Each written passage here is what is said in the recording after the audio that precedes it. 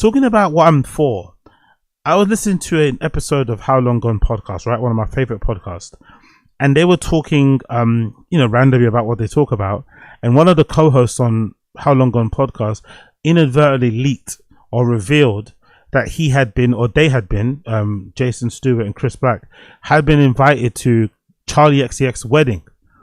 And if you're wondering, didn't she already get married? Yes, she did. She got married at a ceremony here in London, in Hackney, if I'm not mistaken, at the Hackney Town Hall. It looks like a really cute, small, intimate setting with close family and friends. And then I guess they're having a bigger party, wedding celebration, which I think people are doing now a lot. They're having like small wedding reception, sort of like, what do you call it? Vows exchanges type of thing. Still wearing wedding dresses, but just doing it with a small select group of family and friends, and then doing a proper big party where they invite everybody down to another location. According to my Googling online, the rumors are that this celebration is going down in Italy. Somewhere in Italy, allegedly, is going down. So yeah, they got invited. So when I was listening to it, I was like, oh shit, they got invited. And I don't know why, but it surprised me because I didn't think they were friends. I think, if I'm not mistaken, the How Long Gone guys are friends with the groom. So Charlie XCX, husband, they're friends with him. But also, they're kind of just seen friends with him anyway. They did interview Charlie XCX on How Long Gone. It was definitely one of their best and probably biggest interviews. I think, if I'm not mistaken, they might have interviewed Charlie XCX just before she dropped Brat. So she wasn't at the height of her fame, but still an amazing get for a small kind of niche podcast. So they did an amazing job doing that. And it was a really good interview as well.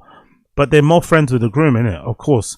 But again, I don't know if they're, again, maybe I missed it, but I don't necessarily remember them saying that they were super deep, close friends with that guy that she's married. I think his name might be George or something.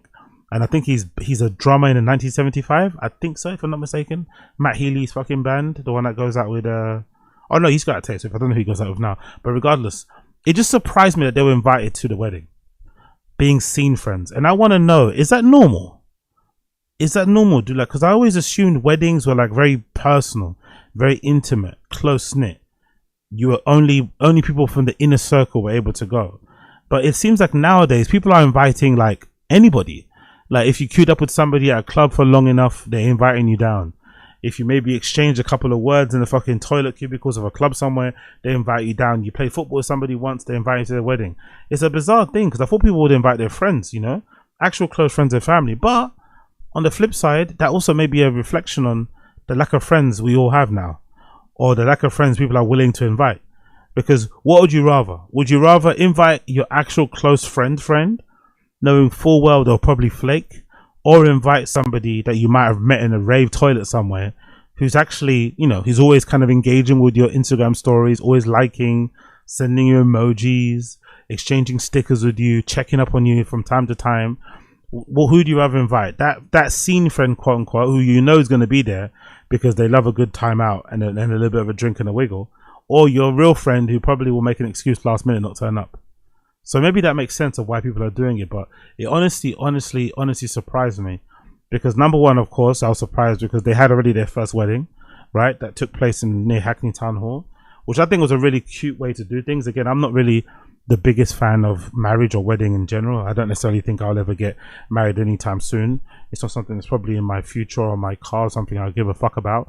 But I'm also one of those, classic romantics where I do love seeing people getting married. I do love seeing people in love, people committing to each other, exchanging vows, the whole ceremony, the dresses, all that shebang. You know what I mean? You invite me to a fucking wedding and I'm going to spend most of my time eating and crying and eating and crying, one or the other. Do you know what I mean?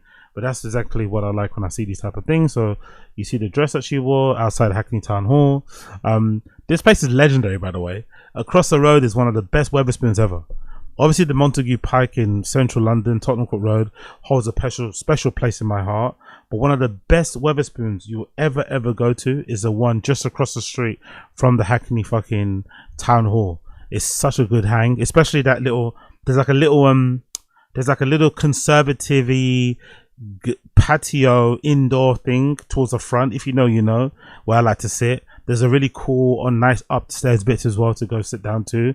The toilets in there are really big and kind of nice as well. I'm not gonna lie, for a Wetherspoons, they're pretty decent. I'm not too sure what that building was before, but It's very spacious, and they've got little cubbies to the side of the walls where you can sit down in. I'm a big fan of that Wetherspoons across the road from the Hackney Market. From the Hackney Town Hall. Next to it too is a pretty decent kebab shop, I think, if I'm not mistaken. There's a pretty decent kebab shop. There used to be a really good Turkish around the corner, Hackney Central, but that's closed down.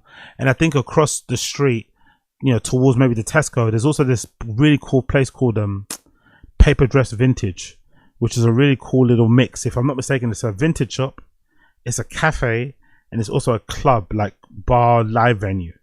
The main floor is like where the vintage stuff is, and then towards the back there's a bar where you can order drinks, and then there's the stairs on the right hand side, a kind of windy stairs that lead up to a dance floor where people DJ and bands play. Fucking gnarly. It's a really cool spot. It's not open super late though, unfortunately, but it's a really cool spot just in front of Hackney Central that I would definitely recommend you check out if you're ever around London way. There's a clip here of Charlie XCX trying on a wedding dress, I think, at the time that the wedding happened. The caption says, "When George isn't crying when he sees me walking down the aisle." Yeah, nice. You've got a Kitten Hilton. She looks great in those. And you got more pictures. And, again, props to him, man. Props to him because, no homo in that, but the guy's batting out way out of his fucking league, but he's still able to bag. I think this is a great year. This is a great generation, a great time for men out there batting above their leagues. This is what you should be doing. You know what I mean, you should be batting above your leagues. You should be trying, connecting, hollering, shouting out, doing whatever you can to bag the baddies. And there's some other pictures too from the wedding. You can see there. Looks really fucking cute. They look amazing together. Really cute, to be honest. I don't mind that. Expect babies soon, I'm assuming. Expect babies soon. Expect babies very, very, very soon. Charlie XCX has gone from brat to settling down, in record time, really, isn't it? Because brat is if you think about it, it's a really single girl anthem, isn't it? It's a very rebellious, living your best life. It's sort of like a white city girls type of thing.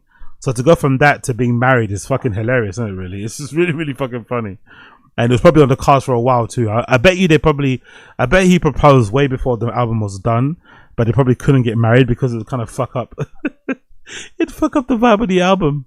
It's already bad that she has a boyfriend, but having a fucking fiance and husband would have been a bit fucked up. So once the album popped off and she was able to get the most out of it, boom, now I'm married. I'm really looking forward to the next album though, because the next album's fucking amazing. But yeah, I was just wondering, man, is it normal for you to invite your scene friend to weddings? Am I being a little bit of a fuddy-duddy? Is this really normal though, and it's not that big of a deal? Or is the introduction of inviting scene friends to wedding a reflection of just how lacking in friends that we all have? Because I remember when I kind of like took myself out from the scene, sort of like retreated to my little hideaway. I remember that was one of the first things I noticed in terms of, oh shit, I'm not in the circle anymore. Because when I was in a circle, when I was around, when I was going to all the bars, when I was jumping from place to place on the fucking strip every weekend, my phone was buzzing. My phone would always be vibrating. Everyone always texting me, hey, what's this plan? What are you doing here? You want to link up? You want to go there? But as soon as I pulled out and kind of purposely went away, the phone calls and texts stopped. And then what you notice quickly on Instagram, you notice people getting married and stuff, baby showers, and then you see the same faces that you used to hang around with. The only person missing from this picture will be you. Maybe a couple of others. And that was a clear indication, okay, cool. Everyone's kind of moved on. You've been replaced, or your place is gone, blah, blah, blah, blah. And that was usually a reflection of like, okay, cool, you're not our friend, you're not around anymore, so no one's going to invite you to the wedding. But if you are still there, you would get invited to the wedding. You know what I mean? Which is sometimes a little bit bittersweet, innit? Because you can understand why, but you're like, oh, I still kind of know you for ages, but it kind of is what it is, because knowing me, I probably wouldn't have turned up anyway. Knowing me, I probably wouldn't have turned up anyway. One of my favorite pictures actually from their wedding, that I should definitely want to show you one last time actually, is this picture. This picture might be one of my favorite pictures. I'm assuming they probably got it framed somewhere in their own home. They probably should have it framed. They're both sitting outside a restaurant somewhere, I'm assuming. Somewhere in London. There's a Lime bikes there in the background. Charlie XCX is smoking on a cigarette, wearing some shades in her full wedding dress, and George is sat there crossing his legs, smiling at the cameraman while he's drinking some drinks. I think this is a quintessential London wedding, fucking recently got married couple thing. I fucking love it. It's so fucking chic. So fucking chic. But again, what do I know? Absolutely nada, nothing, zilch, absolutely zero.